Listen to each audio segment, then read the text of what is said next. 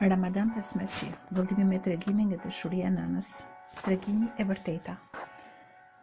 E takova së pari herë në një mbrëmje, kur dielli sapo kishte perënduar, në periferi të Pireut, në një nga lulishtet e Tamburjes.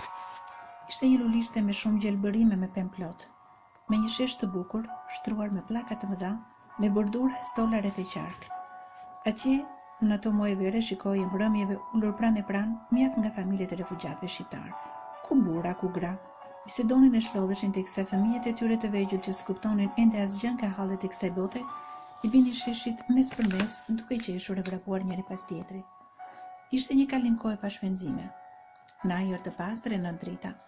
Ndërkohë, vendasit grek mbushnin kafenet e tavernat gjysmë të errta aty afër, me televizor e turlisoj muzikë të zhurmshme. Ai po rrinte i heshtur, duke i as një të këngë e as e njihnin. Njërën këmbë e mbante si për tjetrës, dhe pëllëmën mbështetur mbi kupën e gjurit të djathtë.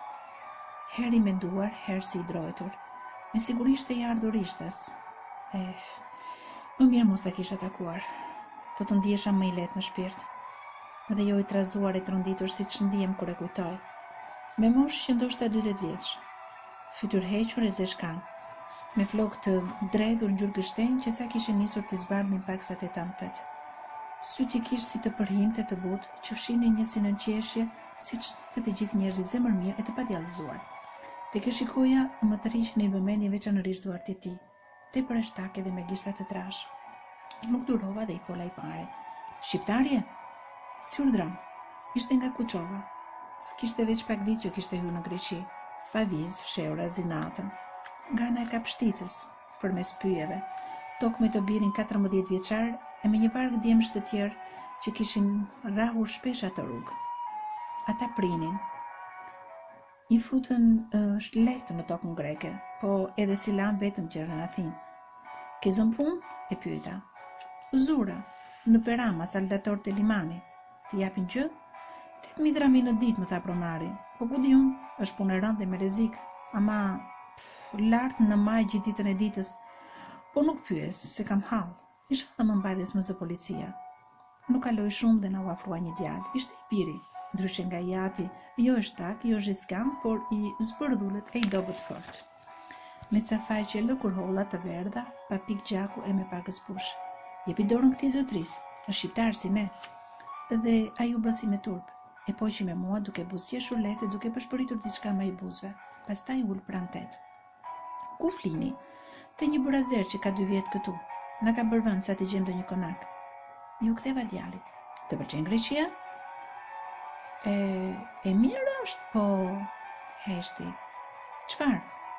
Është e grekëve, shtoi. Rrofsh, fjalë me vend. Jona është Shqipëria. Unë s'doja të vija fare, po ç'ti bëj babit, ç'e do? Të rrosh me frikë, gjithë ditën e bëjmë kokën prapa se mos na qepë ndonjë policë na zë na kthejnë. U hodhi Jati. O po të bëj ndonjë dorë lekun pa, s'dua t'ja di, se i kam kalamajt pa buk atje. Psherët jo. Nuk të zëm ditë për ditë policët, jo, i tha. Por kur u shkrepet, ndaj mos u bëj merak dhe mos e mbaj mendjen aty. Po dëgjove se kanë filluar operacioni fshesa, atëherë ruaju, bile bën mirë të mos dalësh as në punë, se edhe vizë të kesh ta grisin dhe ta hedhin në fytyrë pa gajle fare. Ja, i shikon të gjithë këta që janë këtu? Rin të çkujdesur se e din që s'po lëviz policia. Por po të marrin vesh gjë, këm njeriu s'ke në lulishte në rrugë. Nejse, djalin e pas ke fale zot, ta kesh me jetë. Faleminderit, kam dhe 3 të tjerë më të vegjël. Oh, po ti qenë ke baba i siguruar, me 4 trima, jo pak. Ashtu, po bëhemi 6 gojë në shtëpi. Prandaj ka marrë këtë mos i gjende një punë, një kraj vetëm, s'është gjë. 2 të tjerët. Më mirë të mos e kisha takuar. Nuk do të më dridhej tërë trupi. Tek më del gjallë përpara syve fytyra e tij. U ndam si miq dhe uruam që të na vinte rasti të piqeshim prap atje apo gjetk. Po ku ta dija unë se ajo gjë nuk do të ndodhte kurrë. Ku ta dija se nuk do të shiheshim më. Pas ndonjë jave pash djalin që po shkarkonte carka nga një makinë përpara një dyqani fruta perimesh. Si jeni? E pyeta. Çka? Jo aq keq, më tha. Po babi ç'bën? Ja atje te limani, punon deri vonë. Prandaj s'keni dal nga lulishti, a? Prandaj. Nuk ishte mbetur në mendje e Kuçovari. Njëri i thjesht, halexhi, si gjithë refugjatët shqiptar. Kishte marrë ratin bashkë me të birin për të nxjerrë në një lek për familjen. Me punë, me djersë, me gjak, sa shumë dëshirë kisha të takoja prap. S'më shqitej nga syta e fytyra e tij e vrarën nga stërmundimet e jetës. Ato duart e tij të mëdha me gishta të trash, nga puna me krana aq vite. Ai zëri i tij ngadalshëm i ulët i ngrohtë, ato fjalët e tij të çlirta, të sinqerta dhe më hapura. Sa shumë dëshirë kisha të takoja prap, po edhe doja të merja vesh me ishte përshtatur sa të pak me dhe të huaj, a i shinin me sy të një pronari, apo si të pronarët e tjerë grek që të ngordhnin në punë, si ti ishe kafsh e jo njeri që të përbuzin e të poshteronin ore qast. A kishte patur ndonjë të papritur me policinë, a kishte gjetur ndonjë konak me qira, po ende prindet e kibllaj, po i biri bënde ndonjë punë apo që tilte përpara. A i kishte marrë malli për gruan e për familjet e tjerë, a kishte mundur të dërgonte ndonjë gjë, a kishte marrë ndonjë lajm për e tyre.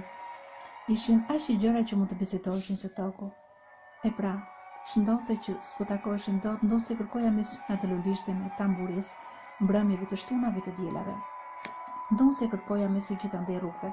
Thoshe me vete se me ç'dukej punonte jo vetëm në orar të zgjatur, por edhe në ditën e pushimit.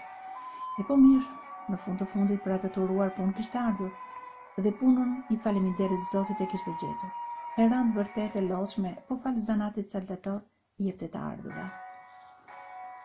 Ikën, fluturuan më shumë se 20 ditë. Ku ishte ai, ku? Ç'bëhej? Me këto mendime në kokë, shkova një natë tek një familje shqiptare, sa për të nxjerrë mërzitjen. Ku qen ka Hakiu? Pyeta të shoqen Sajura. O, urdhëron, se tani vjen, më tha ajo. Ka 2-3 orë që ka shkuar tek ajo ndodhia. U mbush me frymë, u pre në fytyrë dhe u përlot. Në çfarë ndodhie? Hapa syt unë tek pashë u tërbulluar. S'pas ke marrë vesh gjë andej? Dhe që kush do t'ju thot? Kur më tregoi u hodha përpjet, përtita u drodha, përplasa në kanapen krahapur. I njohur im nga Kuçova në lulishten e tamburis para 3 javësh në atë mbrëmje vere, babai me halle shumë i 3 fëmijëve të tjerë në Shqipëri, që prisnin lek për bukë nuk jetonte më. Po si kish vdekur, dhe qysh aq papritur? Kishte rënë lart tek saldonte në liman, nga shumë lart. 2 punëtorët grek kishin shkuar shpejt dhe kishin parë, të gjakosur, të keq, të thyer në mes, pa frymë, të mbaruar. Me të shpejt shkuan dhe i than pronarit, u vrejnte ai u shtrëmërua për titi. Shprisni, shtukeni të mos na gjej policia. Dhe u dha nga 100.000 drami. Morën me rëmbim drahmit ata, i futën nëpër xhepa dhe rëshqitën jashtë nga zyra e pronarit. E zvaritën krah e kofshi viktimën e vërtitën dikulart në një kanal dhe mbuluar me gur. Ashtu pronarit do të shpëtonte nga detyrimi për të paguar njerëzve të viktimës në shpërblimi për jetën. I biri, ai ngratë dhe i vëllai nuk dinin gjë. E pritën në shtëpi atë natë, pa i serdi. Vajtën në Perama, në liman, për puna e tij, pyetën, ku është? U than, së dim, s'ka ardhur fare. Vajtën prapë, u njësoj. Së dim, s'ka ardhur. Pas 10 ditësh, qente rrugëve, u gjet, me det. Policia arrestoi pronarin. Arrestoi 2 punëtorët grek, thonë se pronari doli nga burgu. Diti të paguaj, jo do në shpërblimi, për policinë, kurse 2 të tjerët s'kishin të paguanin, mbetën brenda. E sjell sa herë përpara syve atë fytyrë të vrarë nga stërmundimet e jetës të Kuçovare 40 vjeçar. Duart e tij të mëdha me gishta të trash nga puna me krana aq vite, atë zë të ngadalshëm, të ulët e të ngrohtë, ata sy të përrimte të butë që fshinin në qeshjen e njeriu të semër mire të padjallësuar. Babai na ratisur në dhe të uaj bashkë me të birin nga ana e Kapshticës përmes pyjeve, që të nxjerrte ndonjë lek për bukën e fëmijëve në Shqipëri. E parafytyroi si ka rënë së larti dhe si është gjendur aq papritur jashtë kësaj jete të trazuar. Them semra, rënqethem e rëpërlotem dhe them gjithnjë, njerëzit për njeriu të tillë e të mërshme, diçka jashtë çdo gjëje të besueshme. E di, e ndjej se s'keni moshë për të njohur me ngjarje të tilla tronditse. Megjithatë e vërteta mbi jetën e refugjatëve shqiptar, e sidomos mbi jetën e atyre që erat e fatit i kanë përplasur në Greqi, duhet mësuar dhe mos harruar.